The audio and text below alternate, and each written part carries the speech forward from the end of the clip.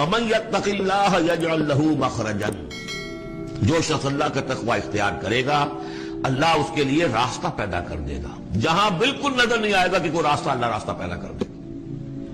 بالکل نظر نہیں آ رہا تھا موسیٰ کے ساتھیوں کو کہ اب کیسے بچیں گے، پیچھے لشکر آگے آگے سمندر ہے، اللہ نے راستہ پیدا کیا۔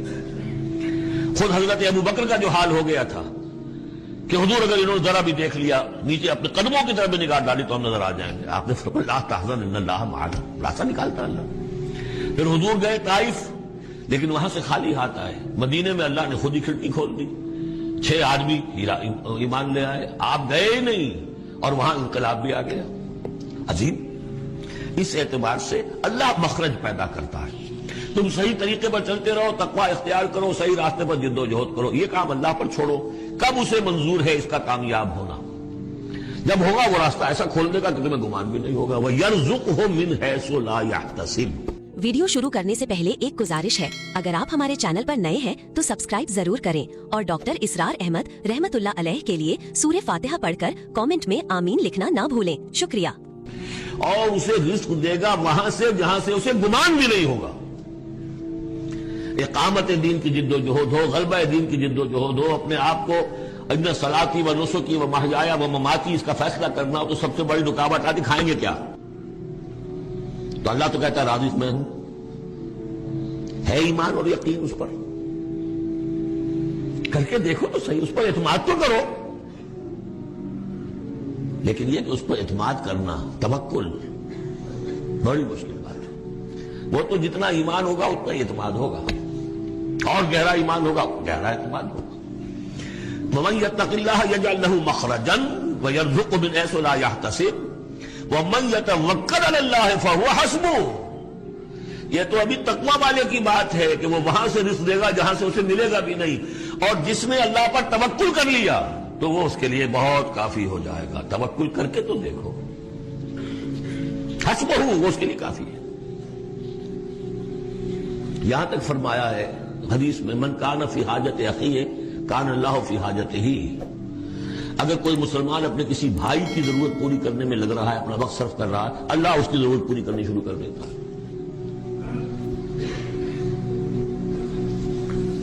فکر ماں در کار ماں آزار ماں، کار ساز ماں بے فکر کار ماں، یہ فارسی شاعری کے اندر یہ دینی حقائق ہیں۔ کار ساز ماں بے فکر کار ماں، میرا کارساز میرے کاموں کی فکر کر رہا ہے، میں نے اپنے آپ کو اس کے کام کے لیے لگا دیا۔ وہ دنیا میں بھی ذرا سا بھی کوئی شریف انسان ہوگا، آپ اس کے ہو جائیں وہ آپ کو چھوڑ دے گا؟ پھر کہیں شرافت ہو، مروت ہو اس میں، آپ اللہ کے بن کر تو دیکھیے۔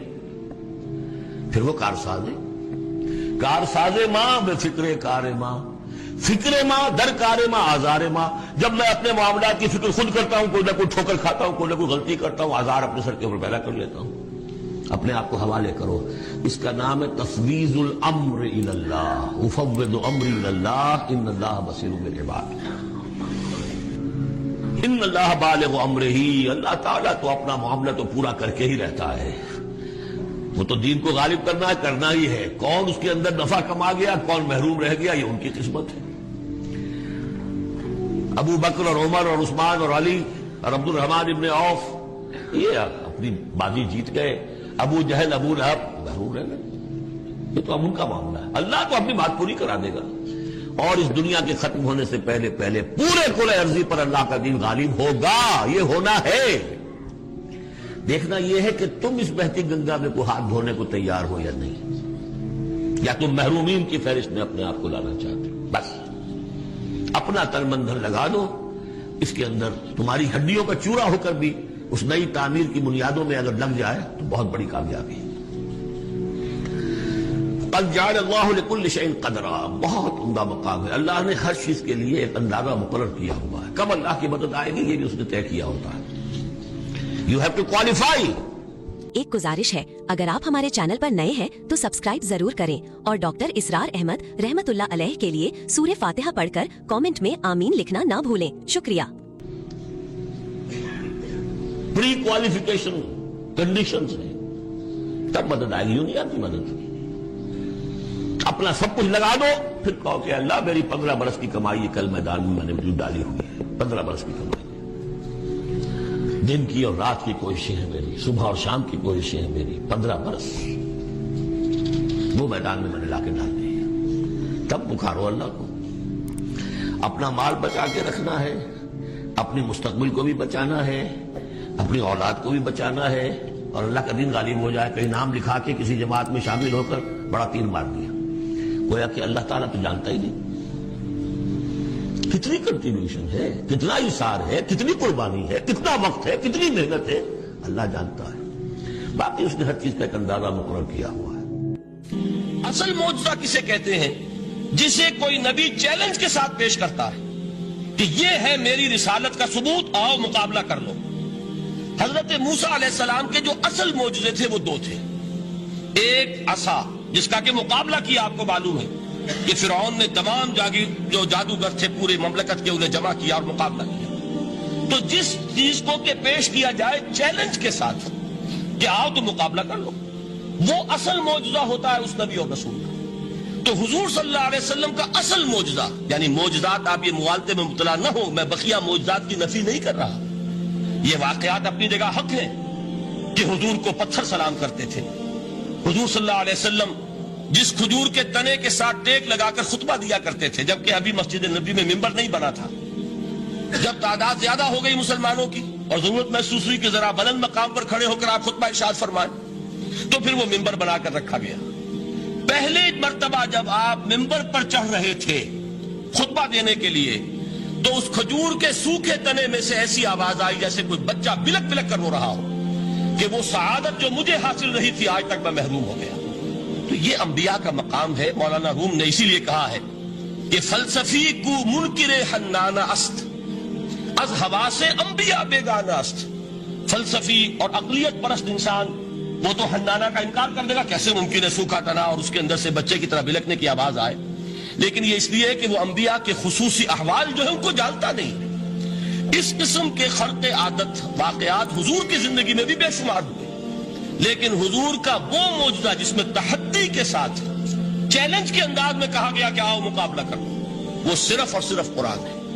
چنانچہ آپ سورہ بنی اسرائیل میں دیکھیں گے, قُلْ لَئِنِ اجْتَمَعَتِ الْإِنسُ وَالْجِنُّ عَلَىٰ أَن يَأْتُوا بِمِثْلِ هَٰذَا الْقُرْآنِ لَا يَأْتُونَ بِمِثْلِهِ وَلَوْ كَانَ بَعْضُهُمْ لِبَعْضٍ ظَهِيرًا.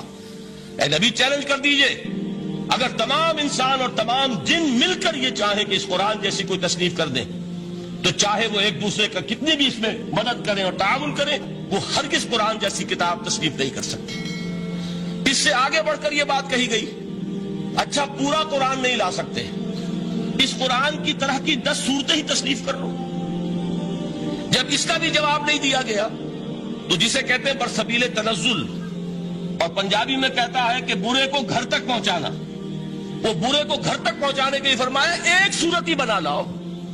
یہ سورہ ہود میں اور سورہ یونس میں یہ مضمون آیا, اور پھر سورہ بقرہ میں ہجرت کے بعد جو پہلی سورت نازل ہوئی اس میں پھر اس کو دہرا دیا گیا, وَإِن كُنتُمْ فِي رَيْبٍ مِّمَّا نَزَّلْنَا عَلَىٰ عَبْدِنَا فَأْتُوا بِسُورَةٍ مِّن مِّثْلِهِ وَادْعُوا شُهَدَاءَكُم مِّن دُونِ اللَّهِ إِن كُنتُمْ صَادِقِينَ. کہ اگر تمہیں کوئی شک ہے اس کتاب کے بارے میں جو ہم نے نازل فرمائی ہے, شک کیا ہوگا؟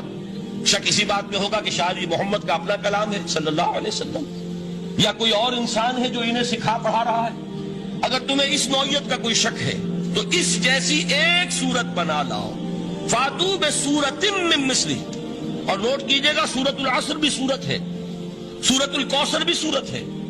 3 آیات بھی اگر ایسی تم تصنیف کر کے لے آؤ تب تو تمہیں کچھ شک کرنے کا حق حاصل ہوگا, اور اگر نہیں کر سکتے تو جان لو فَإِن لَمْ تَفْعَلُوا وَلَن تَفْعَلُوا. پھر اگر تم ایسا نہ کر سکو اور ہرگز نہیں کر سکو گے, ذرا چیلنج کا انداز دیکھیے کہ ہرگز نہیں کر سکو گے, فَاتَّقُوا النَّارَ الَّتِي وَقُودُهَا النَّاسُ وَالْحِجَارَةُ, ڈرو اس آگ سے جس کا ایندھن بنیں گے انسان اور پتھر.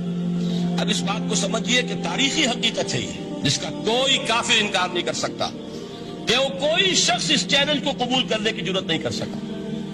اگر جھوٹ موٹ کو بھی کوئی کھڑا ہو جاتا اور کہتا کہ ٹھیک ہے میں نے یہ ایک صورت بنائی ہے اور میرا دعویٰ یہ ہے کہ یہ قرآن جیسی ہے, تو ایک کنٹروورسی تو پیدا ہو جاتی نا. کچھ لوگ چاہے کہتے کہ نہیں یہ قرآن کے سطح کی نہیں ہے, لیکن یہ کہ اس کا دعویٰ تو ہو جاتا. لیکن تاریخ یہ بتا رہی ہے کہ سرے سے کسی شخص نے اس کی جرات نہیں کی. اس درجے وہ قرآن سے مرعوب ہوئے تو حضور کا سب سے بڑا معجزہ جو آج تک زندہ ہے، اس کو ذہن میں رکھیے، میں نے جو حضرت موسیٰ حضرت عیسیٰ کے معجزات گنوائے ہیں وہ در حقیقت ان کی اپنی ذات کے ساتھ تھے۔ ید بیضا موسیٰ کے ساتھ تھا، عصا معجزہ اس وقت تھا جب موسیٰ کے ہاتھ میں تھا، اس کے بعد 250 برس تک وہ صندوق سکینہ جو ہے، تابوت سکینہ، اس میں وہ عصا رکھا رہا، لیکن اب وہ معجزہ نہیں تھا، وہ سوکھی لکڑی تھی، اس کے سوا کچھ نہیں۔ تو تمام انبیاء اور رسول کے معجزے ختم ہو گئے، وہ ان کی ذات کے ساتھ تھے۔ محمد الرسول اللہ کی رسالت دائمی ہے تا قیام قیامت، لہذا معجزہ بھی آپ کا دائمی ہے، وہ معجزہ آج بھی موجود ہے۔ البتہ میں ادھر ضرور توجہ دلاؤں گا کہ قرآن مجید کے اعجاز کے 3 پہلو ہیں۔ پہلا پہلو، اور زیادہ تر اسی کی طرف توجہ زیادہ ہوئی ہے، وہ ہے قرآن کی فصاحت، بلاغت، ادبیت، اس کی چاشنی۔ ظاہر بات ہے کہ اس کا شعور اور ادراک صرف عربوں کو ہو سکتا ہے، بلکہ میرے خیال میں ناراض نہ ہو اہل عرب تو آج کے عربوں کو بھی نہیں ہو سکتا۔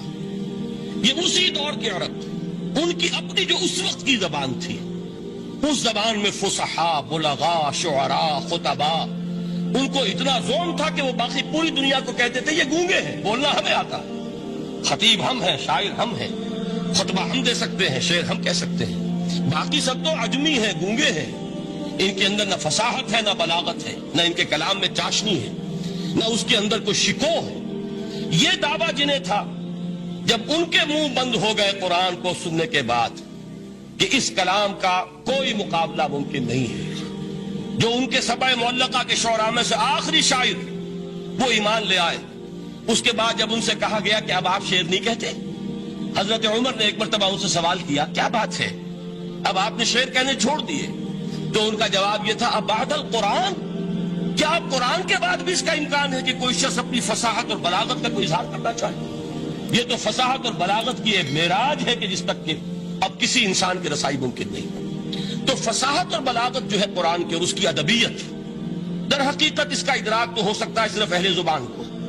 ہم لوگ جو ترجموں سے پڑھتے ہیں، چاہے کتنی ہی گرامر پڑھ لیں، کتنی صرف و نحو پڑھ لیں، واقعہ یہ ہے کہ وہ جو ایک ہوتا ہے نفس پر جب انگلی آتی ہے تو جو ایک آپ کو فیل ہوتی ہے، وہ فیل ہم جو عجمی لوگ ہیں جن کی مادری زبان عربی نہیں ہے، وہ قرآن مجید کی فصاحت اور بلاغت کو اس طور سے نہیں سمجھ سکتے جیسے کہ اہل زبان سمجھ سکتے ہیں، اور خاص طور پر جیسے کہ اس زمانے کے اہل زبان نے سمجھا۔ آج چونکہ عربی زبان ویسے تو جو اس کی فصیح لینگویج ہے وہ جو کی تو اپنی اصل پر قائم ہے، اور وہ اسی قرآن کے طفیل اور قرآن کے صدقے قائم ہے، ورنہ دنیا میں کوئی دوسری زبان نہیں ہے کہ جو 1500 برس تک اتنی پیور رہ جائے، اس میں تبدیلی آتی ہے۔ خود اردو جو ہے 300 برس کی اردو، دکن کی اردو، ذرا اس کو کبھی پڑھیے تو آپ حیران ہوں گے کہ یہ اردو زبان ہے اور آج کی اردو کوئی اور ہے۔ یہ صرف 200-250 برس کے اندر یہ انقلاب اردو میں ہو چکا ہے۔ عربی زبان 1500 برس سے وہ قائم ہے اپنی اسی جگہ پر، اور وہ صرف قرآن کا اعجاز اور قرآن کا صدقہ ہے، لیکن باقی جو اصل میں بولی جانے والی زبانیں ہیں وہ بہت بدل چکی ہیں۔ لہذا تمام اہل عرب کے لیے بھی اب قرآن کے اس پہلو کو صحیح طور پر سمجھنا ممکن نہیں۔ قرآن کی جو اعجاز کے 2 پہلو ہیں، وہ ہے در حقیقت جو میری اور آپ کی توجہ کے خاص طور پر در حقیقت حقدار ہیں، اور ہمیں ان کی طرف توجہ کرنی چاہیے۔ بدقسمتی سے اس کی طرف عام طور پر علماء نے توجہ نہیں کی، اس کی صرف ادبیت ہی کا چرچا ہوتا ہے۔ اصل میں قرآن مجید علم انسانی کی معراج، فکر، فلسفہ، حکمت، قرآن کی ابدی حکمت، قرآن کا ابدی فلسفہ، قرآن انسانی مسائل کا جو حل دیتا ہے، قرآن نے سوشل سائنسز میں جس طریقے سے رہنمائی کی ہے، یہ 2 پہلو ہیں اس کے اعجاز کے، جس کی کہ آج ہمیں ضرورت ہے کہ ہم اس کا شعور اور ادراک حاصل کریں۔ اس کے ضمن میں خاص طور پر علامہ اقبال کا نام لینا چاہتا ہوں۔ میرے نزدیک اس دور میں قرآن مجید کے اس اعجاز اور اس کے ایک معجزہ ہونے کے لیے سب سے بڑی دلیل علامہ اقبال کی شخصیت ہے۔ وجہ کیا ہے کہ علامہ اقبال علماء کے طبقے میں سے نہیں تھے۔ ظاہر بات ہے کہ جن کا پورا جو ہے جن کی زندگی گزرتی ہو قال اللہ قال الرسول میں، ان کے دلوں میں عظمت قرآن کی، ان کے دلوں میں حضور کی محبت، یہ تو سمجھیے کہ ہونی ہی چاہیے، ان کے شب و روز اسی میں گزرتے ہیں۔ لیکن یہ کہ ایک ایسا شخص جس کی تعلیم ہے کالجوں کی، یونیورسٹیوں کی، جس نے مشرق اور مغرب کے فلسفے کھنگال ڈالے. وہ شخص، اور وہ بھی اس دور میں جبکہ ہم پر مغرب سے مروبیت بہت شدید تھی. آج تو وہ مروبیت بہت کم ہو چکی ہے. آج تو ہمارا عام نوجوان جو ہے وہ آنکھوں میں آنکھیں ڈال کر بات کرتا، اس میں خود اعتمادی ہے. ہمارا بھی اپنا ایک معاشی نظام ہے، ہمارا اپنا ایک سیاسی نظام ہے، ہمارا ایک اپنا سماجی نظام ہے، ہماری اپنی سوشل ویلیوز ہیں. آج کا نوجوان الحمدللہ احیاء اسلام کی وہ جد و جہد جو ہے وہ مرحلہ در مرحلہ بہرحال آگے بڑھ رہی ہے. وقت لگے گا، لیکن یہ کہ اس میں یقیناً ترقی ہوئی ہے. اسی کا مظہر یہ ہے کہ خود اعتمادی ہے. We have confidence. ہم جانتے ہیں کہ اسلام ایک دین ہے، مکمل دین ہے، اس کے پاس زندگی کے تمام مسائل کا حل ہے. لیکن یہ ہے آج 1985 کی بات. علامہ اقبال اس صدی کے آغاز میں گئے ہیں یورپ، جبکہ ہم محکوم تھے انگریز کے. ایک حاکم قوم کے ہاں جا کر، اس سے مروبیت کتنی شدید اس وقت تھی. جو جاتا تھا اکثر و بیشتر جو ہے واپس آتا تھا تو کھڑے ہو کر پیشاب کرنا ضروری سمجھتا تھا، اس لیے کہ اس نے وہاں پر لوگوں کو یہی کرتے دیکھا. ان کا لباس، ان کی وضاحت، ان کی تہذیب، ان کا تمدن، ہر طرح سے ان کے گن گاتا ہوا، ان کے لیے وہ بہت قصیدے جو ہیں تعریف کے کہتا ہوا آتا تھا. لیکن ایک علامہ اقبال کی شخصیت وہ ہے کہ وہ یہ خود کہتے ہیں کہ میں اس آگ میں ڈالا گیا ہوں مثل خلیل. مغربی تہذیب کے اس الاؤ میں مجھے اس طرح ڈالا اللہ نے جیسے کہ حضرت ابراہیم کو آگ میں ڈلوایا. میں اس تہذیب کے اس الاؤ کے اندر سے ہو کر آ رہا ہوں. ایک گزارش ہے، اگر آپ ہمارے چینل پر نئے ہیں تو سبسکرائب ضرور کریں اور ڈاکٹر اسرار احمد رحمت اللہ علیہ کے لیے سورہ فاتحہ پڑھ کر کامنٹ میں آمین لکھنا نہ بھولیں. شکریہ. اور میں نے یہ دیکھ لیا ہے کہ یہ تہذیب کھوکھلی ہے، اس کے اندر کوئی پائیداری نہیں ہے. نظر کو خیرہ کرتی ہے تب چمک تہذیب حاضر کی، یہ صناعی مگر جھوٹے نگوں کی ریزہ کاری ہے. اور دیار مغرب کے رہنے والوں، خدا کی بستی دکان نہیں ہے. کھڑا جسے تم سمجھ رہے ہو وہ اب زرے کا معیار ہوگا. تمہاری تہذیب اپنے خنجر سے آپ ہی خودکشی کرے گی. جو شاخ نازک پہ آشیانہ بنے گا لا پائیدار ہوگا. اب آپ اندازہ کیجئے وہ شخص جو بنیادی طور پر فلسفی ہے، فلسفے کا طالب علم ہے، وہ جرمنی اور انگلستان میں جا کر فلسفے کھنگالنے کے بعد اسے اگر تسکین حاصل ہوئی، اس کی جو علم کی پیاس تھی اگر اسے سیری حاصل ہوئی تو صرف قرآن کے ذریعے سے. نہ کہیں جہاں میں اما ملی، جو اما ملی تو کہاں ملی میرے جرم خانہ خراب کو تیرے عفو بندہ نواز میں. یہ وہ شخص ہے آخری زندگی میں ان کا کام صرف ایک رہ گیا تھا، قرآن کی تلاوت. بڑے بڑے فلسفی ملنے آتے تھے علامہ اقبال سے ملنے، وہ سمجھتے تھے بڑی لائبریری ہوگی. جیسے بڑے وکیل، اس کی لائبریری آپ کو معلوم ہے کتنی جلدیں رکھی ہوں گی، خوبصورت جلدیں بنی ہوئی، ایسے ہی کوئی بڑا فلسفی، بڑا پروفیسر، اس کی سٹڈی، اس کی کتابیں بڑی مروب کن ہونی چاہیے. لیکن علامہ اقبال کے ہاں سب کتابیں اٹھوا دی تھی انہوں نے، صرف ایک کتاب رہ گئی. اور سید نذیر نیازی کا نام آپ نے سنا ہوگا. انہوں نے جب یہ گواہی دی ہے، یہ واقعہ شاید آپ کے علم میں نہ آیا ہو، یہ بہت اہم واقعہ ہے. وہ یہ لکھتے ہیں کہ میں نے ایک مرتبہ علامہ سے پوچھا کہ کچھ لوگ اعتراض کرتے ہیں یا یہ خیال ظاہر کرتے ہیں کہ آپ نے اپنا فلسفہ خودی نیٹشے سے لیا ہے، کوئی کہتا ہے فلاں سے لیا ہے، کوئی کہتا ہے فلاں سے لیا ہے. کچھ آپ خود بتا سکیں گے کہ آپ کے فلسفہ خودی کی سورس کیا ہے؟ تو علامہ نے کہا کہ اچھا کل فلاں وقت آ جانا تو میں تمہیں لکھوا دوں گا، ڈکٹیٹ کرا دوں. تو سید نذیر نیازی کہتے ہیں کہ میں بہت خوش ہوا کہ یہ سعادت میرے حصے میں آ رہی ہے کہ علامہ اقبال خود مجھے تحریر کرائیں گے کہ میرے فلسفے کی سورس کیا ہے، میں نے کہاں سے اخذ کیا. دوسرے روز وہ گئے، حاضر ہوئے، بڑے ہی ارمانوں کے ساتھ پینسل اور کاپی لے کر بیٹھے. علامہ نے فرمایا ذرا قرآن مجید نکال لاؤ. وہ قرآن مجید لائے، حیران ہوئے، یہ فلسفے کا سورس مجھے ڈکٹیٹ کرانے چلے تھے، یہ قرآن مجید کہہ رہے. کہا کہ ذرا سورۃ الحشر اس کا آخری رکوع، وَلَا تَكُونُوا كَالَّذِينَ نَسُوا اللَّهَ فَأَنسَاهُمْ أَنفُسَهُمْ أُولَٰئِكَ هُمُ الْفَاسِقُونَ. اے لوگوں، ان لوگوں کے مانند نہ ہو جانا جنہوں نے اللہ کو بھلا دیا تو اللہ نے انہیں اپنی خودی سے غافل کر دیا، اپنے آپ سے بیگانہ بنا دیا. یہی ہے لوگ جو فاسق ہیں. علامہ نے کہا میرے فلسفے کی سورس یہ میں آپ کو بتانا چاہتا ہوں. اس معنی میں کہتا ہوں کہ اس دور میں علامہ اقبال کی شخصیت کو میں اعجاز قرآن کا سب سے بڑا مظہر سمجھتا ہوں. ایک شخص 20ویں صدی عیسوی کی شخصیت، اور پھر یہ کہ وہ کہیں مسجد اور کسی مدرسے کے ماحول میں پلا بڑھا نہیں ہے، بلکہ اسکولوں اور کالجوں میں اور یونیورسٹیوں میں، اور صرف ہندوستان میں نہیں، انگلستان اور جرمنی کی یونیورسٹیوں میں رہا، جس نے اپنا لوہا منوایا ہے. وہ شخص اگر یہ کہتا ہے کہ میرے لیے فکر کی بنیاد، میرے فلسفے کی سورس، میری تمام سوچ کی رہنمائی جو ہے وہ اس کتاب نے کی ہے، تو معلوم ہوا کہ واقعتاً یہ قرآن مجید آج بھی معجزہ ہے. یہ بات تو ہوئی فلسفے اور فکر کے اعتبار سے. دوسرا پہلو جو اپلائیڈ پہلو ہے اس دور کے اعتبار سے وہ اہم تر ہو گیا ہے. انسان کے لیے جو پیچیدہ تمدنی مسائل ہیں، سیاسی مسائل کو کیسے حل کیا جائے، معاشی مسائل کا حل کیسے ہو، سماج میں توازن کیسے ہو، مرد اور عورت کے درمیان توازن کیسے ہو. ہوتا کیا ہے، یا عورت بھیڑ بکری کی طرح کی ملکیت بن جاتی ہے. ہمارے ہاں اردو میں جو اس کا محاورہ ہے کہ جوتی کی نوک، یہ اس کی حیثیت ہو جائے گی، یا دوسری طرف عورت کلوپیٹرا بن کر قوموں کی قسمتوں سے کھیلے گی. دنیا میں یہ دو انتہائیں ہوئی. کہاں نقطہ عدل کہاں ہے، کیسے بیلنس جو ہے اسٹرائک کیا جائے، مردوں کے حقوق اور فرائض اور خواتین کے حقوق اور فرائض، اس میں صحیح ترین ایکویشن ہے کیا. اسی طریقے سے فرد اور اجتماع، فرد اور ریاست، یا تو یہ کہ انسان کی انفرادی آزادی اتنی جا رہی ہے، مادر پدر آزاد، جس کا مظہر یہ ہے کہ آج انگلستان میں دو مرد بھی میاں اور بیوی کی حیثیت سے رہ سکتے ہیں. قانون تسلیم کرے گا ہسبینڈ اینڈ وائف، ان کو وہی حقوق حاصل ہو. یہ ہے وہ آزادی. اور یا پھر یہ ہے کہ جو روس میں ہے یا دوسرے ممالک میں ہے کہ آزادی بالکل ختم، اور معلوم ہوا کہ ایک ٹوٹلیٹیرین سوسائٹی ہے، مستبدانہ نظام. ان کے درمیان نقطہ عدل کہاں ہے؟ اسی طرح سرمایہ اور محنت، اگر ذرا سا سرمایہ کو چھوٹ ملتی ہے وہ مزدور کا خون چوستا ہے اور اس کا حق اس کو نہیں دیتا.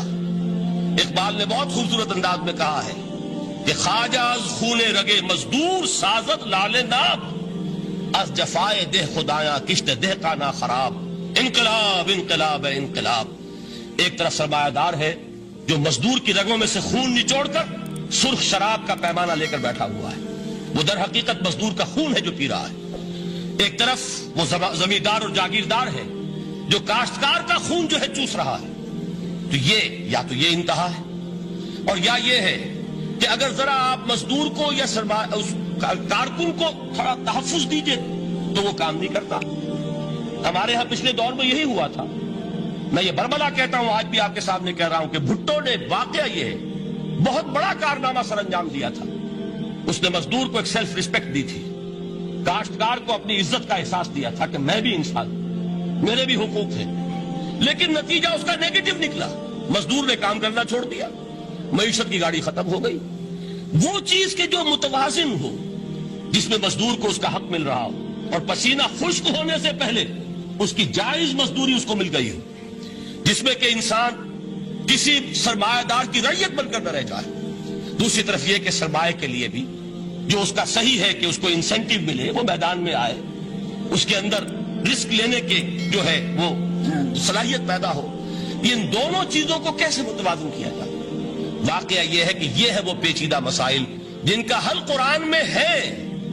ہماری بدقسمتی کیا ہے کہ ہم نے خود ان چیزوں کے لیے دوسروں کے سامنے جھولی پساری ہوئی، ہم دوسروں سے بھیک مانگ رہے ہیں. ہمارا حال کیا ہوا تھا اس صدی کے شروع میں؟ مصطفیٰ کمال پاشا نے جب ترکی میں اسلام کے آئلی قوانین بھی منسوخ کیے، نوٹ کیجئے اس کو، یہ اسی صدی کے وہ صدمے ہیں جو ہم نے اٹھائے ہوئے ہیں. اور گاہے گاہے باز خواہ یہ قصہ پاری نہ رہا، تازہ خواہی داشتن گرداغ ہائے سی نہ رہا. اس صدی میں کیا نہیں ہوا؟ عربوں کی ریوولٹ ترکوں کے خلاف، ان کے پیٹھ میں جو خنجر گھونپا، اور ایک انگریز، ایک کرنل لارنس کی وہ ساری شرارت، اس کے نتیجے میں ایک عظیم مملکت عثمانیہ، سلطنت عثمانیہ، دی گریٹ آٹومان امپائر، اس کے چیتڑے اڑ گئے.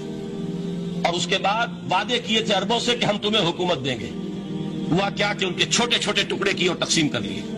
مغربی سامراج کا دور شروع ہو گیا. اس کا ایک رد عمل مصطفیٰ کمال پر اس درجے شدید ہوا، اس نے ہر چیز جس کا تعلق عربوں سے تھا اس کو ختم کر دیا، ملک بدل کر دیا. عربی میں اذان نہیں ہوگی، عربی میں نماز نہیں پڑھی جائے گی.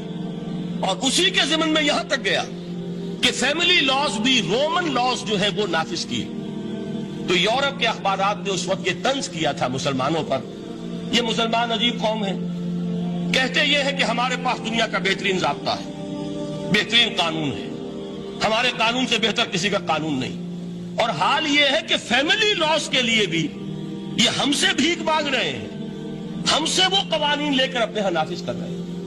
آج بدقسمتی سے اکثر و بیشتر مسلمان ممالک کا حال یہی ہے، آج ہم ان سے بھیک مانگ رہے ہیں، کہیں جمہوریت کی بھیک ہے، کہیں سوشلزم کی بھیک ہے، کہیں کسی اور سماجی نظام کی بھیک ہے، کہیں مرد اور عورت کی کامل مساوات کا ایک نظریہ ہے، شانہ بشانہ چلنے والا فلسفہ ہے، جو خالص مغرب کی تہذیب کی ایک بھیک ہے جو مانگی جا رہی ہے۔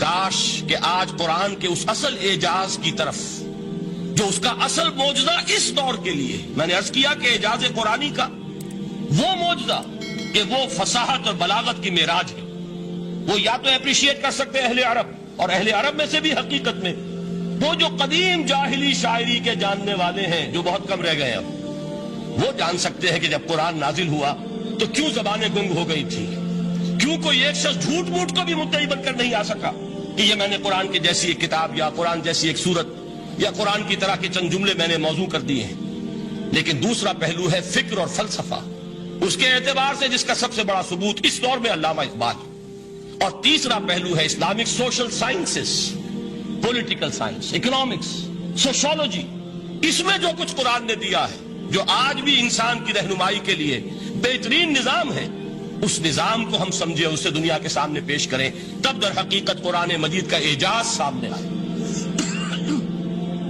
یہ دو پہلو تو میں نے وہ عرض کیے ہیں کہ جو کسی غیر مسلم کو بھی نظر آئیں گے۔ قرآن کا پریزروڈ ہونا، اس کی انٹیگریٹی، اوتھینٹسٹی، یہ چیزیں وہ ہے کہ جو سب نے مانی۔ قرآن کے ذریعے تاریخ انسانی کا عظیم ترین انقلاب برپا ہونا، یہ وہ بات ہے کہ جو کسی اندھے کو بھی دیکھنی پڑتی ہے۔ اس حقیقت کا اعتراف دشمن کو بھی کرنا پڑتا۔ میں یاد دلا دوں آپ کو، ایچ جی ویلز، آپ نے نام سنا ہوگا، سائنٹیفک فکشن میں اس کا بڑا اونچا مقام ہے، لیکن اس نے تاریخ نسل انسانی پر بھی دو کتابیں لکھی، a short history of the world اور a concise history of the world. Concise history of the world میں وہ شخص حضور کے ذکر پر جب آتا ہے تو میں صرف ذکر کر رہا ہوں، نقل کفر نہ باشد، اس نے حضور کی شخصیت پر بڑے رقیق حملے کیے ہیں، بڑے گھٹیا حملے کیے ہیں۔ حضور کی خاص طور پر تعدد ازدواج کا جو معاملہ ہے، یہ کڑوی گولی ان کے حلق سے اتر نہیں سکتی، اس لیے کہ ان کا آئیڈیل ہے حضرت مسیح اور حضرت یحییٰ، جان دی بیپٹسٹ اینڈ جیسس آف نازارت۔ ان دونوں نے ایک شادی بھی نہیں کی، تجرد کی زندگی بسر کی، لہذا ایک شادی بھی ان کے نزدیک گھٹیا فعل ہے۔ تو حضور نے تو کی ہیں 11 شادیاں، 11 نکاح کے۔ یہ جو کڑوی گولی ہے یہ ان کے حلق سے نیچے نہیں اترتی، اس لیے میں انہیں معذور سمجھتا ہوں۔ تو اس نے اس پہلو سے تو بڑے حملے کیے، لیکن خطبہ حجۃ الوداع کے وہ جملے جو ہے تاریخی، پورے کے پورے اس نے کوٹ کیے، لا فضل لعربی علی عجمی ولا لعجمی علی عربی ولا لأحمر على اسود ولا لأسود على احمر الا بالتقوى كلكم بنو آدم وآدم من تراب۔ کسی عرب کو کسی عجمی پر کوئی فضیلت نہیں، کسی عجمی کو کسی عرب پر کوئی فضیلت نہیں، کسی گورے کو کسی کالے پر کوئی فضیلت نہیں، کسی کالے کو کسی گورے پر کوئی فضیلت نہیں سوائے تقویٰ کے۔ تم سب کے سب آدم کی اولاد ہو اور آدم مٹی سے بنائے گئے تھے۔ یہ الفاظ لکھ کر کہتا ہے کہ جہاں تک human fraternity, equality and freedom, تین الفاظ نوٹ کیجئے، انسانی حریت، انسانی مساوات، انسانی اخوت، کہتا ہے جہاں تک ان تین چیزوں کے واز ہیں، سرمنز کا تعلق ہے، وہ تو دنیا میں پہلے بھی بہت کہے گئے۔ عیسائی ہونے کے باوجود خاص طور پر نام لیتا ہے جیسس آف نازارت۔ سرمنز تو حضرت مسیح کے ہاں بھی بہت مل جائیں گے کہ تمام انسان برابر ہیں، سب کو بھائی بھائی ہونا چاہیے، سب انسان آزاد ہیں، تمیز بندہ و آقا فساد آدمیت ہے۔ لیکن وہ کہتا ہے کہ یہ ماننا پڑتا ہے تاریخ انسانی میں پہلی مرتبہ ان اصولوں پر ایک انسانی معاشرہ قائم کیا محمد نے صلی اللہ علیہ وسلم۔ یعنی حضور کے ساتھ یہ معاملہ ایمپٹی سلوگنز کا نہیں، یہ صرف واز نہیں ہے، یہ صرف سرمنز نہیں ہے، یہ ایمپٹی سلوگنز نہیں ہے۔ He translated these things into actuality۔ ایک حقیقت، ایک واقعے کی شکل دی ہے محمد نے صلی اللہ علیہ وسلم۔ وہ معاشرہ پیدا کیا جس میں انسانی اخوت، انسانی مساوات اور انسانی حریت، یہ تینوں اقدار بتمام و کمال موجود تھی۔ یہی وجہ ہے اس صدی میں نوٹ کیجئے गांधी जी, मोहनदास करमचंद गांधी, जिसको आज पूरी दुनिया में तस्लीम किया जाता है, आलम अरब में भी महात्मा गांधी की बड़ी इज्जत है। पंडित नेहरू का किसी जमाने में इस्तिकबाल हुआ था रियाज में, तो हमें बहुत गुस्सा आया था कि मरहबम बि रसूल सलाम, welcome to the profit of peace, ये अल्फाज थे कि जिनसे पंडित नेहरू का इस्तिकबाल हुआ था। गुस्सा हमें बहुत आया, ये रसूल का लफ्ज इस्तेमाल कर दिया इन्होंने। बाद में हमने सोचा भाई रसूल के मानी उनके यहाँ एलची के हैं, तो उन्होंने इसको अपनी जो भी गलती में समझा या सही समझा, इसको छोड़ दीजिए, मैं कुछ सियासी गुफ्तगू नहीं करना चाहता। उन्होंने समझा कि ये शख्स इस वक्त अमन का पैगाम्बर है, लिहाजा उसको वेलकम किया। बहरहाल गांधी जी का जहां तक मामला है, आपके इल्म में है कि पूरी दुनिया में उस शख्स की अजमत को तस्लीम किया गया है। हमारा मामला, हिंदुस्तानी मुसलमानों का मामला, ये दूसरा है। वो तो आपको मालूम है कि जूता जिसे काटता है उसे पता चलता है कि ये जूती काट रही है, वरना देखने वाले को पता चलेगा बड़ा खूबसूरत जूता है, बड़ा उम्दा जूता है, कोई इसमें खराबी नहीं है। लेकिन जिसे वो पिंच कर रही है उसे पता है कि ये है क्या। इस एतबार से हमारा मामला अलग है, लेकिन दुनिया को बहुत खूबसूरत और बहुत ही आला और बहुत ही ऊंची शख्सियत एक नजर आती है।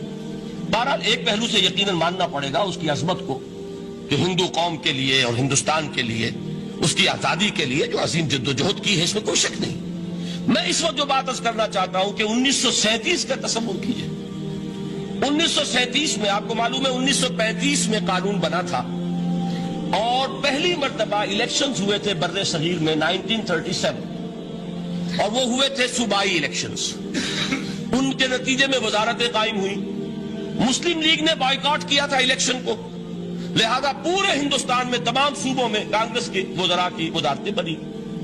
हरिजन अखबार में एक मकाला लिखा था गांधी जी ने उस वक्त, जिसमें कि उन कांग्रेसी वज़रा के सामने नसीहत के अंदाज में ये बात रखी थी कि आज जबकि आप लोगों को इख्तियार मिल रहा है और हुकूमत, ये पहली इंस्टॉलमेंट थी जो अंग्रेजों ने दी थी हमें, सेल्फ रूल या होम रूल की पहली इंस्टॉलमेंट थी, तो जो भी तुम्हें इख्तियारात मिल रहे हैं, इसमें मैं तुम्हारे सामने हजरत अबू बकर और हजरत उमर की मिसाल रखता हूं। ये है वो बात कि जादू वो जो सर चढ़ कर बोले। अरबी में कहते हैं अल-फज़्लु मा शहिदत बिहिल आदा, असल फजीलत वो है जिसका कि दुश्मन एतराफ करे। महात्मा गांधी अगर एतराफ कर रहा है कि तारीख इंसानी की अजीम तरीन शख्सियतें हुकूमत की सतह पर वो अबू बकर और उमर हैं, तो अबू बकर और उमर किस दरख्त के फल हैं?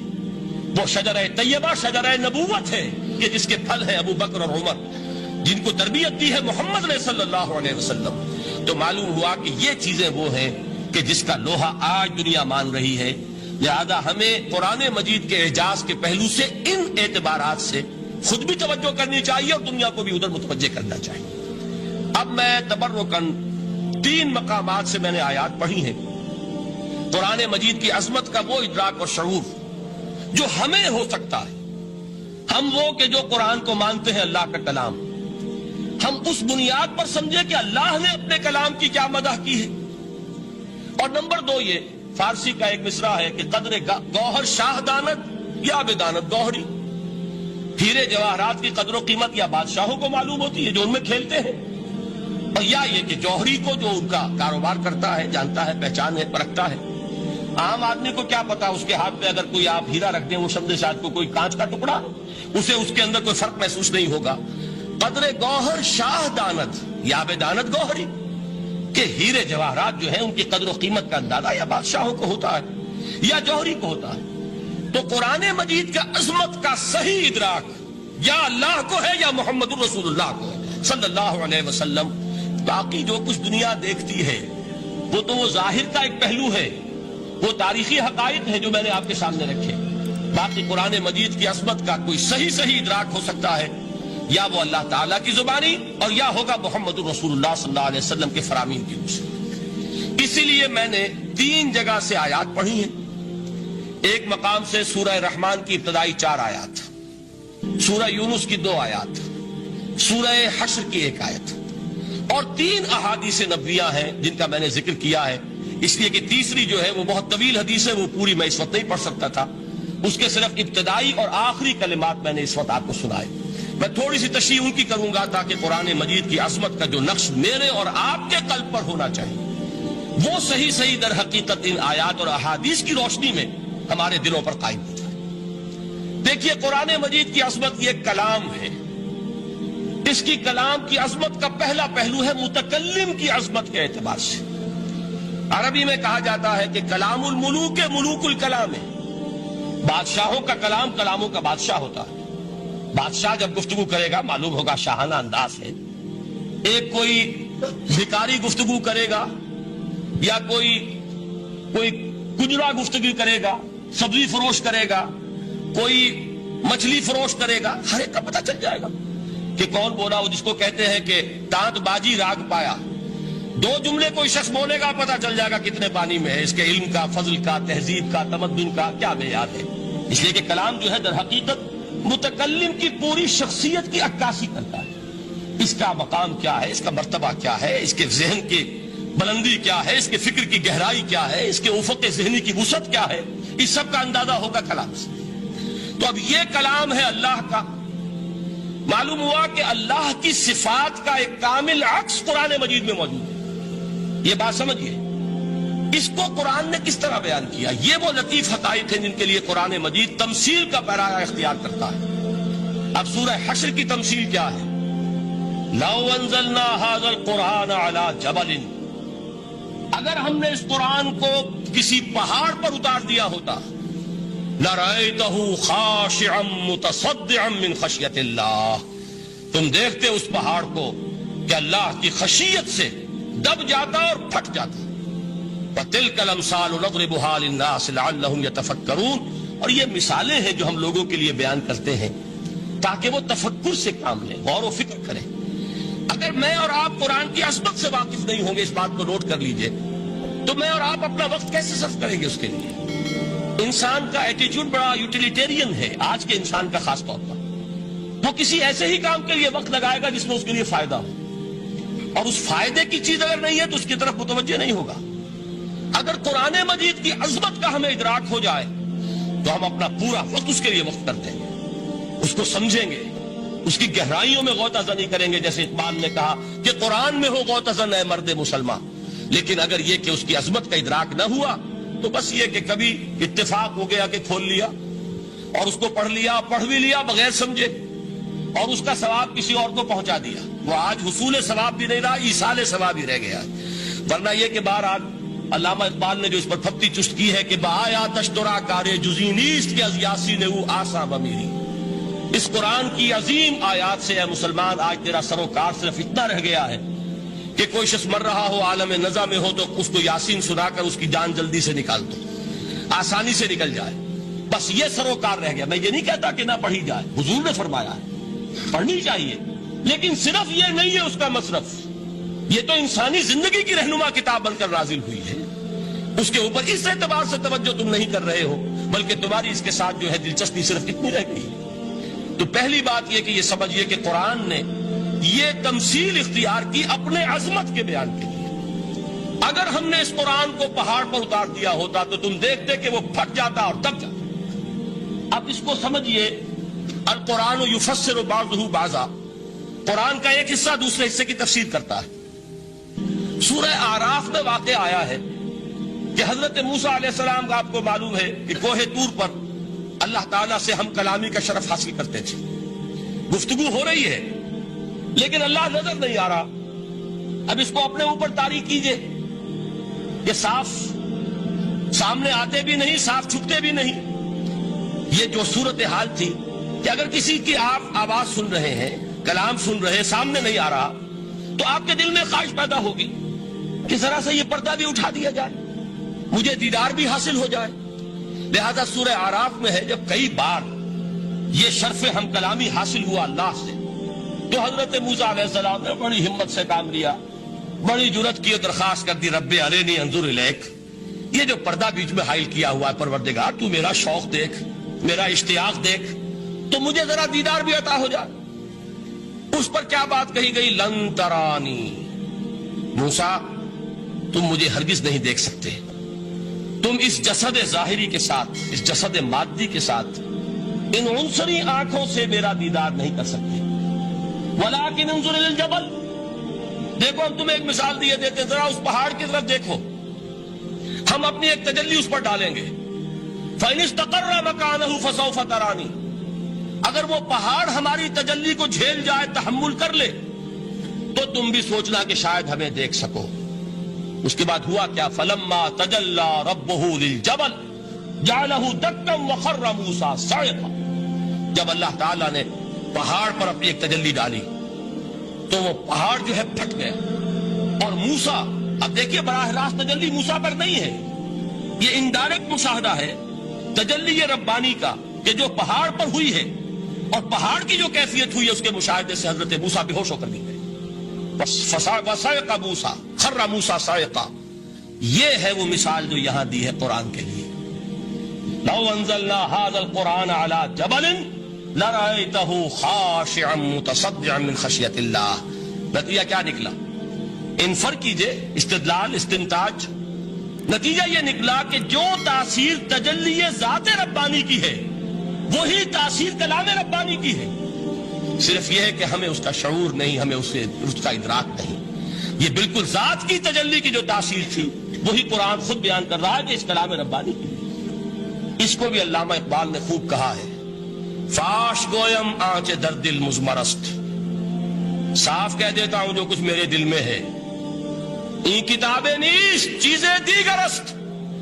اسے کتاب نہ سمجھ بیٹھنا قرآن کو, یہ کتاب نہیں ہے, کچھ اور ہے. کچھ اور کیا ہے؟ مثل حق پنہاؤ ہم پیداستو زندہ پائندہ گویاستو. یہ تو جیسے اللہ تعالیٰ کی ذات ہے, مثل حق, ذات حق سبحانہ و تعالیٰ کی طرح یہ زندہ ہے, پائندہ ہے. مثل حق, پائندہ گویاستو, یہ جو ہے زندہ ہے, یہ متکلم ہے, کلام نہیں ہے. کل صفات ربانیہ جو ہے ظاہر اور باطن, مثل حق پنہاؤ, ظاہر و پنہا, اور حی و قیوم جیسے اللہ کی ذات ہے, وہی صفات اس کلام کی ہیں. اور اس کے بعد وہ شعر آیا تھا جو میں پہلے سنا چکا ہوں, چون بجاں در رفت جاں دیگر شود. جب یہ قرآن کسی انسان کے اندر سرایت کر جاتا ہے, اس کے دل پر نازل ہوتا ہے. دیکھیے یہ الفاظ آپ کو کہیں اور نہیں ملیں گے. میرے نزدیک جہاں علامہ اقبال اس دور میں قرآن کی عظمت کا سب سے بڑا ثبوت ہے, وہاں عظمت قرآنی کے سب سے زیادہ واقف اور اس کا سب سے زیادہ شعور رکھنے والے بھی علامہ اقبال. یہ الفاظ آپ کو کہیں نہیں مل سکیں گے کہ مثل حق پنہاؤ ہم پیداستو زندہ پائندہ گویاستو چون بجاں در رفت جہاں دیگر شود. جہاں چو دیگر شد جہاں دیگر شود. جب یہ انسانوں کے اندر سرایت کر جاتا ہے, ان کے اندر ایک انقلاب آ جاتا ہے, اور یہ اندر کا انقلاب ہے جو ایک عالمی انقلاب کا پیش خیمہ بنتا ہے. آپ آرڈیننس کے ذریعے سے نمازیں پڑھوائیں گے تو پھر نماز وہی پڑھی جائے گی جو آفس ٹائم میں آئے گی, باقی اور کیوں پڑھیں گے؟ وہ تو آرڈیننس کے ذریعے سے پڑھائی جا رہی ہے نا. اس کا حشر تو وہ ہوگا جو ہمارے ہاں دیکھا جا چکا ہے.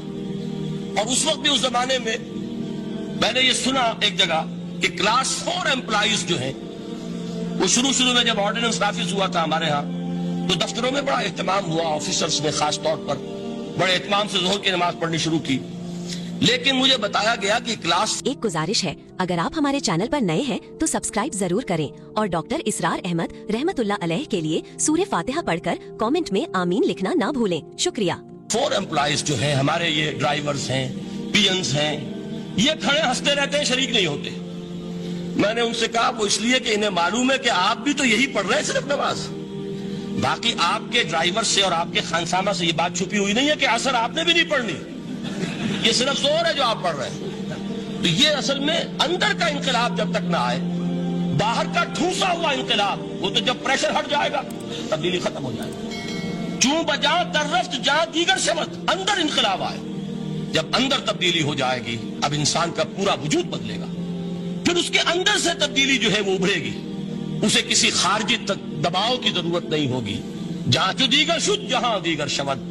اور جب انسانی شخصیتوں کے اندر یہ انقلاب اندر سے آتا ہے تو پھر وہ عالمی انقلاب بنتا ہے, جیسے کہ محمد رسول اللہ کا انقلاب. واقعہ یہ ہے کہ اگر جوش کانسپیریسی, عبداللہ ابن سبا کی سازش اگر کامیاب نہ ہو گئی ہوتی اور مسلمانوں کے اندر آپس کا اختلاف اور سرپھٹول نہ ہو جاتا, جو حضرت عثمان کی شہادت, پھر حضرت علی کی شہادت رضی اللہ تعالی عنہما, اور حضرت علی کی دوران خلافت یہ آپس کے جو جنگیں ہوئی, جنگ جمل, جنگ صفین, جنگ نہروان, اگر یہ نہ ہوئی ہوتی تو جس جس سپیڈ کے ساتھ اور رفتار کے ساتھ انقلاب محمدی کی توسیع ہو رہی تھی علی صاحب الصلاۃ والسلام، کوئی طاقت دنیا میں نہیں تھی۔ اقبال نے اس کا بھی نقشہ کھینچا ہے کہ تھمتا نہ تھا کسی سے سیل رواں ہمارا، وہ سیل رواں تھا، کوئی روکنے والا نہیں تھا۔ انٹرنل سیبوٹاج وہ ہے کہ جس نے اس انقلاب کا راستہ روکا۔ تو واقعہ یہ ہے کہ وہ اندرونی انقلاب حضور نے برپا کیا قرآن کے ذریعے صحابہ میں، اندر سے جو انقلاب تھا اس نے عرب میں ایک انقلاب کی شکل اختیار کی، اور یہ انقلاب جو ہے اتنی اپنے اندر قوت رکھتا تھا، اتنی پوٹینشیلٹی تھی اس کی کہ وہ 20 برس کے اندر کہاں آکسس دریائے جیہوں، کہاں اٹلانٹک، تصور تو کی تاریخ میں اس سے پہلے اتنی بڑی کوئی مملکت قائم ہوئی نہیں، کہاں یمن اور کہاں ایشیا کوچک، ایشیا مائنر ٹرکی، یہاں سے وہاں اور وہاں سے یہاں، اتنی عظیم مملکت حضرت عثمان رضی اللہ تعالیٰ عنہ کے خلافت میں ہو چکی تھی۔ یہ بات اگر یہ چلتا معاملہ آگے تو کوئی قوت اب نہیں رہی تھی، سلطنت روما ختم ہو چکی تھی، سلطنت کسرا ختم ہو چکی تھی، پرچے اڑ گئے تھے، اب کون سی طاقت رہ گئی تھی جو سیلاب کا راستہ روکتی؟ یہ وہ یہودی سازش ہے جس نے اندر سے سیبوٹاج کیا۔ بہرحال یہ ہے انقلاب محمدی کا طریقہ، اندر سے تبدیلی۔ اسی کو علامہ اقبال نے کہا ہے، تیرے ضمیر پہ جب تک نہ ہو نزول کتاب، گرہ کشا ہے نہ راضی نہ صاحب کشاف۔ یہ قرآن اب بھی تم ایسے محسوس کرو کہ جیسے تمہارے دل پر نازل ہو رہا ہے۔ اور مجھے یاد آیا امام ابن قیم رحمت اللہ علیہ، ان کا ایک بڑا پیارا جملہ ہے، وہ کہتے ہیں قرآن کے بعض پڑھنے والے ایسے ہیں کہ جب وہ قرآن کو پڑھتے ہیں تو یوں محسوس کرتے ہیں کہ قرآن مصحف میں لکھا ہوا نہیں ہے، ان کے اپنے دل کے اوپر کندہ ہے، دل کے اوپر سے پڑھ رہے ہیں، یعنی اتنی کامل مطابقت وہ محسوس کرتے ہیں، اپنی فطرت، ہیومن نیچر اور قرآن کے اندر اتنی مطابقت ہے، اس طرح وہ ٹیلی کرتے ہیں ایک دوسرے کے ساتھ کہ محسوس ہوتا ہے کہ وہ کتاب ان صفحات میں لکھی ہوئی نہیں ہے بلکہ لوح قلب پر لکھی ہوئی ہے کہ جہاں سے وہ انسان اسے پڑھ رہا۔ تو پہلی بات تو قرآن مجید کی آیت کے حوالے سے اس پہلو سے ہمارے سامنے آئی کہ جو تاثیر ہے ذات ربانی کی تجلی کی، وہی تاثیر ہے اس قرآن مجید کی، بشرطے کہ ہمارے دل جو ہیں وہ کچھ اپنے اندر اس استعداد اور صلاحیت کو پیدا کر لیں۔ دوسرا مقام ہے سورہ یونس کا۔ اب کسی کلام کی عظمت کا دوسرا پہلو ہو سکتا ہے اس کی افادیت کے اعتبار سے، اس سے فائدہ کیا ہوگا نوع انسانی کے لیے۔ دیکھیے 2 آیات، یہ عظیم خزانے ہیں عظمت قرآن کے۔ سورہ یونس میں یا ایھا الناس، اے لوگو، قد جاءتکم موعظۃ من ربکم وشفاء لما فی الصدور وہدی ورحمۃ للمؤمنین۔ 4 الفاظ نوٹ کر لیجئے۔ اے لوگو، آ گئی ہے تمہارے پاس وہ چیز تمہارے رب کی طرف سے جو موعظہ ہے۔ موعظہ کسے کہتے ہیں؟ نصیحت۔ اس بات کو ذرا سمجھ لیجئے، ترتیب کیا ہے۔ نصیحت اسے کہتے ہیں، جی رہا نہیں جا رہا، میں نے اس کی ترتیب بدلی ہوئی ہے۔ مجھے یاد دلایا ایک صاحب نے کہ سورہ رحمان کی ابتدائی آیات کا بیان تو رہ گیا، وہ رہا نہیں، میں نے پڑھا کسی اور ترتیب سے تھا، بیان کسی اور ترتیب سے کر رہا ہوں۔ پڑھنے میں 4، 2 اور 1، اور اب جو میں بیان کر رہا ہوں پہلے 1 آیت سورہ حشر کی جو بیان کی، اب 2 آیات ہے سورہ یونس کی۔ لوگوں، تمہارے پاس آ گئی ہے تمہارے رب کی طرف سے موعظت، اور تمہارے سینوں کے اندر جو روگ ہیں ان کے لیے علاج۔ توجہ کیجئے گا، ہم نے قرآن کو کیا سمجھا ہے؟ صرف ایک مقدس کتاب، ایک حصول ثواب یا ایصال ثواب کا آلہ۔ قرآن ہے کیا؟ نمبر 1 موعظہ۔ موعظہ کسے کہتے ہیں؟ وعظ اسے کہتے ہیں وہ بات جس سے دل نرم ہو جائے، دل کے اندر گداز پیدا کرنے والی شے۔ وجہ کیا ہے؟ اعلیٰ سے اعلیٰ حکیمانہ بات کسی سے کہی جائے، دل سخت ہے، اثر نہیں ہوگا، ایک کرسٹ آ جاتا ہے انسان کے دل کے اوپر۔ جیسے کہ یہود کے علماء کے بارے میں فرمایا گیا، ثم قست قلوبکم فہی کالحجارۃ او اشد قسوۃ وان من الحجارۃ لما يتفجر منه الانہار وان منها لما يهبط من خشیۃ اللہ وان منها لما يشقق فيخرج منه الماء۔ اے لوگوں، پھر تمہارے دل سخت ہوتے چلے گئے، پھر وہ پتھروں کے مانند سخت ہو گئے، بلکہ ان سے بھی زیادہ سخت، اس لیے کہ پتھروں میں تو وہ بھی ہوتے ہیں کہ جو اللہ کے خوف سے گر جاتے ہیں، پتھروں میں وہ بھی ہوتے ہیں کہ جو اللہ کی خشیت سے پھٹ جاتے ہیں، ان میں سے پانی بہ نکلتا ہے۔ پتھر تو اس طرح کے ہیں، لیکن انسان کا دل جب سخت ہو جائے، جب پتھر بن جائے، تو کوئی شے دنیا کی اس کی سختی کا مقابلہ نہیں کر سکتی۔ پہلے اس سختی کو نرم کریں گے، جیسے زمین ہے چٹیل زمین، اس زمین کے اندر ہل چلے گا تو بارش جو ہے فائدہ دے گی. اس کو آپ زمین کو نرم کرتے ہیں تاکہ وہ بارش کو جذب کرے، ورنہ چٹیل زمین ہے سخت، وہ پانی بہ جائے گا اور وہ زمین کا جذب نہیں ہوگا. تو پہلا لفظ استعمال کیا موعظہ. یہ قرآن واعظ ہے، نصیحت ہے، دلوں کو نرم کرتا ہے، دلوں پر جو کرفٹ آ گیا ہے سخت اسے توڑتا ہے، اس میں ہل چلاتا ہے. پھر کیا کرتا ہے؟ پھر جب یہ جذب ہوتا ہے شفاء لما فی الصدور، جو سینے کے روگ ہیں ان کے لیے شفا ہے. اب آپ غور کیجئے گا، علامہ اقبال نے انہی دو اعتبارات سے مسلمانوں کا مرثیہ کہا ہے کہ مسلمانوں نے اس قرآن کو نہ موعظہ کے لیے استعمال کیا اور نہ تزکیہ نفس کے لیے استعمال کیا، بلکہ اس کو تو صرف بنا لیا ہے وہ جان آسانی سے نکالنے کا نسخہ یا ایصال ثواب کا آلہ. چنانچہ کہتے ہیں واعظ کے لیے واعظ دستاں زن و افسانہ بند. واعظ جو ہے ہمارے داستانے کہتے ہیں، افسانے کہتے ہیں، قصے کہتے ہیں، لطیفے کہتے ہیں. معنی او پست و حرف او بلند، اس کے بیان میں معنی تو ہوتے ہیں بہت ہی گھٹیا، نیچے کے پست. الفاظ کا شکو ہوتا ہے، الفاظ بہت اونچے ہوتے ہیں. از خطیب و دیلمی گفتارے او با ضعیف و شاذ و مرسل کارے او. سارا باز و نصیحت جو ہو رہا ہے وہ ضعیف حدیثوں کے ذریعے سے، ضعیف روایات بخاری کی ہو، مسلم کی ہو، ترمذی کی ہو، ابن ماجہ کی ہو. کہاں خطیب بغدادی اور دیلمی، وہ کتابیں کہ جن کی کوئی سند نہیں ہے، وہاں کی روایات کے ذریعے سے لوگوں کو تذکیر کرنے کی کوشش کر رہے ہیں. با ضعیف و شاذ و مرسل کارے ہو، ضعیف روایات، شاذ روایات، مرسل روایات جن کا سلسلہ روایت محمد الرسول اللہ تک متصل نہیں ہے، اس کے ذریعے سے کر رہے ہیں. حالانکہ موعظہ، سب سے بڑا موعظہ یہ قرآن تھا. قرآن کہتا ہے خود فذکر بالقرآن من یخاف وعید. اے محمد صلی اللہ علیہ وسلم، آپ اس قرآن کے ذریعے نصیحت کیجئے. یہ قرآن ہے جو دلوں کی سختی کو ختم کرے گا، گداز پیدا کرے گا. دوسری طرف علامہ اقبال کیا کہتے ہیں کہ جہاں تک ہمارے ہاں جو بھی تصوف کے معروف حلقے ہیں، صوفیاء حق کی بات نہیں کہہ رہا، وہاں قوالی ہو رہی ہوگی تو حال آ جائے گا. صوفی پشمینہ پوشے حال مست، از شراب نغمہ قوال مست. قوال سے جو کچھ مل رہا ہے، حال آ رہا ہے، مستی آ رہی ہے، کیف اور سرور حاصل ہو گیا ہے. صوفی پشمینہ پوشے حال مست، از شراب نغمہ قوال مست. لیکن یہ کہ اس کی محفل میں درنمی سعادت بقرآن محفلش، اس کی محفل میں قرآن کا کہیں گزر نہیں ہے. جبکہ محمد الرسول اللہ صلی اللہ علیہ وسلم کی بھی ایک محفل ہوتی تھی، محفل سماع. وہ محفل سماع کیا تھی؟ حضور صحابہ سے فرمائش کر کر کے قرآن سنتے تھے. حضرت عبداللہ ابن مسعود رضی اللہ تعالیٰ عنہ کی روایت موجود ہے کہ مجھے ایک مرتبہ حکم دیا حضور نے کہ قرآن سناؤ. میں نے عرض کیا حضور آپ کو سناؤں؟ آپ پر تو نازل ہوا ہے. تو حضور نے فرمایا نہیں، مجھے کسی اور سے سن کر کچھ اور لطف حاصل ہوتا ہے. اب امتثال امر میں حضرت عبداللہ ابن مسعود رضی اللہ تعالیٰ عنہ نے سورہ نساء پڑھنی شروع کی.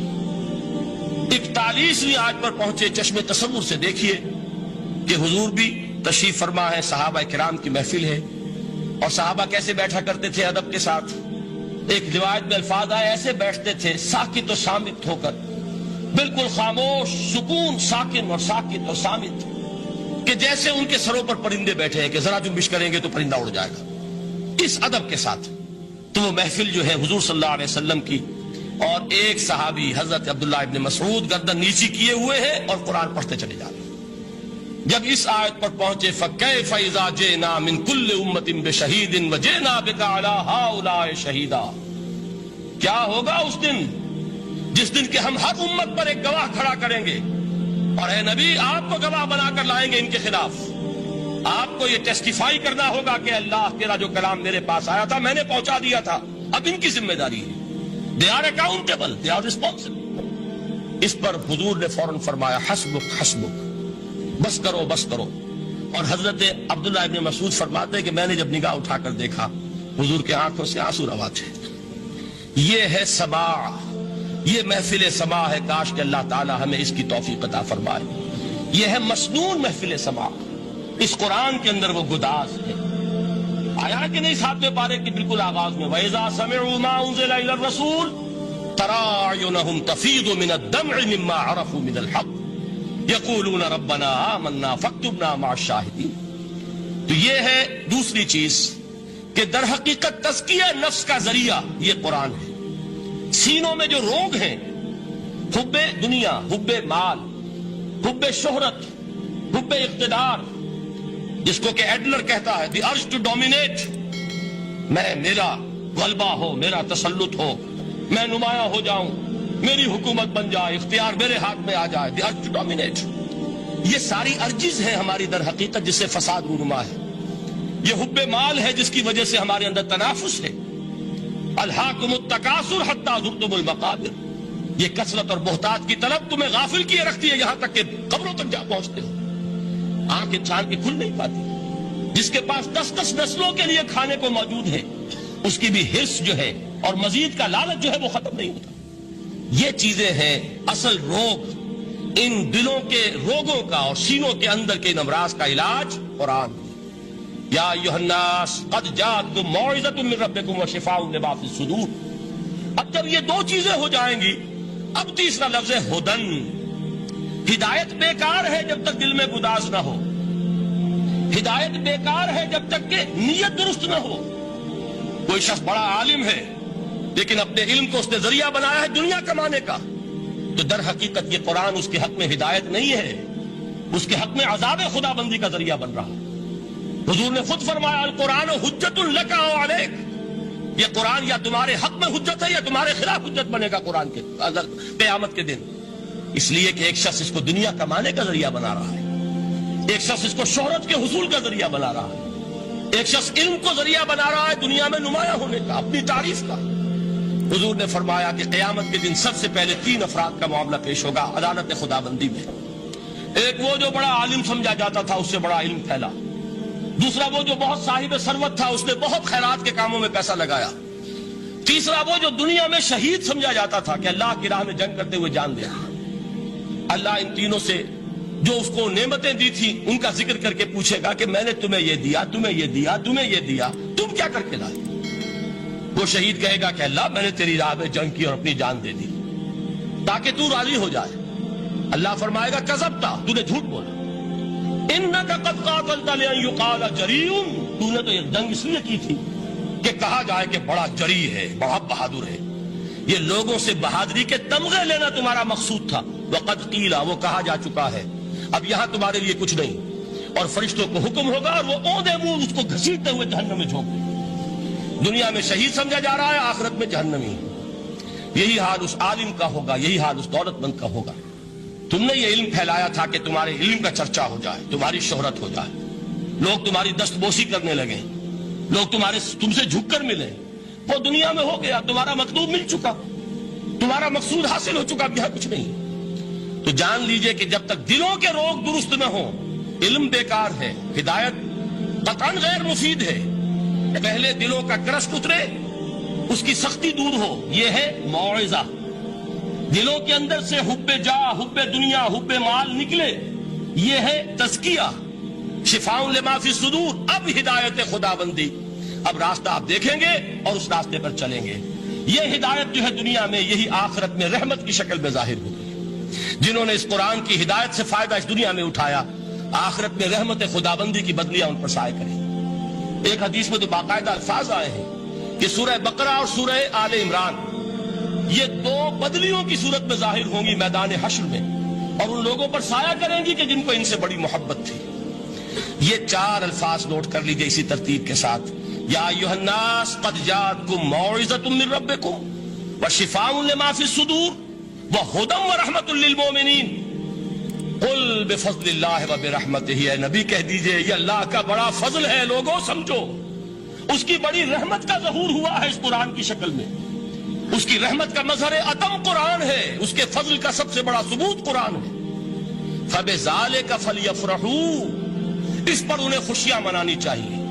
اترانا ہے تو اس پر اترائیں کہ اتنی بڑی دولت ہمارے پاس ہے، اتنا بڑا احسان ہے جو اللہ نے ہم پر کیا ہے. فبذالک فلیفرحوا هو خیر مما یجمعون. جو چیزیں یہ جمع کرنے کی فکر کر رہے ہیں ان سے کہیں